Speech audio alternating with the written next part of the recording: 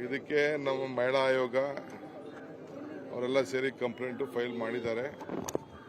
ಅದನ್ನು ಸರ್ಕಾರ chief minister personal ಆಗಿ ಹೋಮ್ ಮಿನಿಸ್ಟರ್ ಹ್ಯಾಂಡಲ್ ಮಾಡ್ತಾ ಇದ್ದಾರೆ.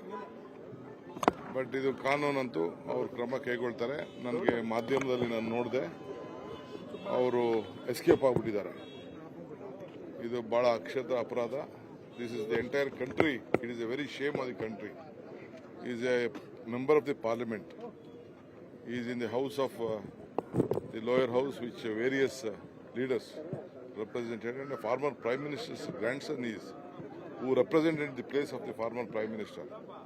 I don't know what the BJP and the BJP leaders is going to react on this. It is very shame to react to people like us. We are very sorry.